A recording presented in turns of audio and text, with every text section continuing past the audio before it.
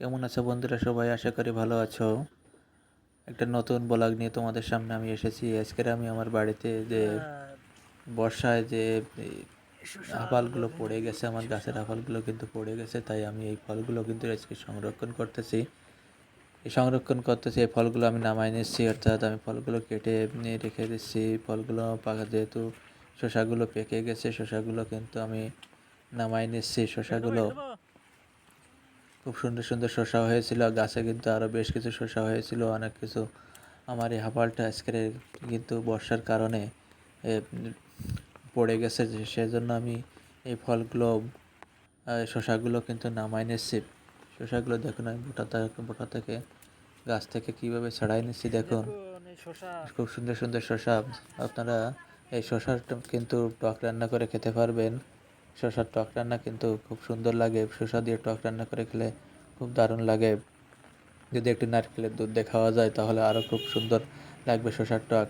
এই শসার টকগুলো খুব সুন্দর। শসার টক আমি এখানে কিন্তু শসাগুলো নামাই রাখতেছি। আবার আগে পাশে আমার গাছে কিছু শসা আছে, শসাগুলো আমি গাছ থেকে নামাই রাখবো, যেহেতু এই বর্ষায় গাছগুলো নষ্ট হয়ে যাচ্ছে, সেই জন্য আমি শসাগুলো নামাই রাখতেছি, না হলে শসাগুলো নষ্ট হয়ে যাবে।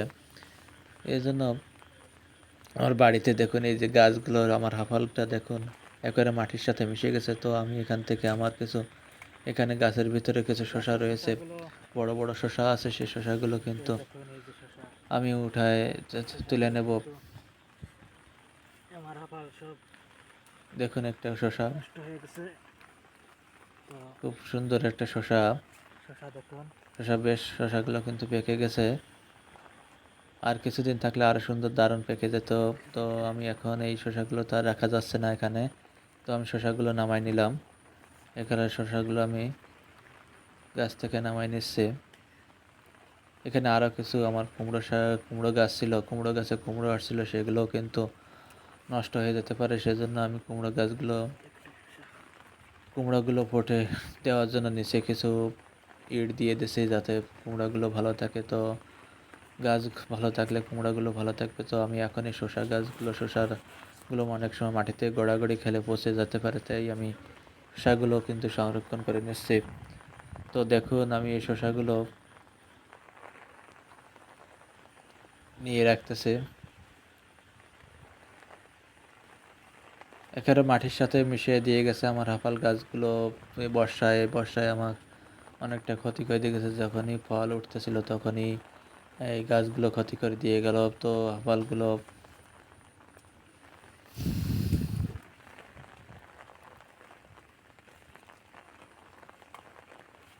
তো আমি বেশ কিছুটা শসা কাটছি, আরও কিছু শসা আছে এর ভিতরে, গাছের ভিতরে। দেখি আমি কোথায় শসা আছে। হ্যাঁ, এখানে একটা পেয়েছি। তো এই শসাটা আমি এখন উঠে কেটে নিচ্ছি। এটা হাত দিয়ে ছাড়াই কেটে নেওয়া যায়, এর জন্য আলাদা কোনো কোনো কিছু ধারালো ছুরি বা কোনো কিছু লাগতেছে না। এর জন্য আমি শসার বোটাতে একটু চাপ দিলে এই বোটা থেকে ছাড়িয়ে যাচ্ছে। তো আপনাদের বাড়িতে কার কেমন শসা হয়েছে একটু কমেন্টে জানাবেন, কার বাড়িতে কেমন শসা হয়েছে। আমার শসাগুলো কিন্তু বেশ বড় বড় শসা, আপনারা তো দেখতেই পাচ্ছেন। এই শসাগুলো কিন্তু খেতেও খুব দারুণ সুস্বাদু। বিশেষ করে শসার টক কিন্তু খুব দারুণ লাগে। তো দেখুন, আমি এই গাছ থেকে এই শসাগুলো আজকে তুললাম। এই শসাগুলো কিন্তু সবগুলোকে গাছ পাকা শসা।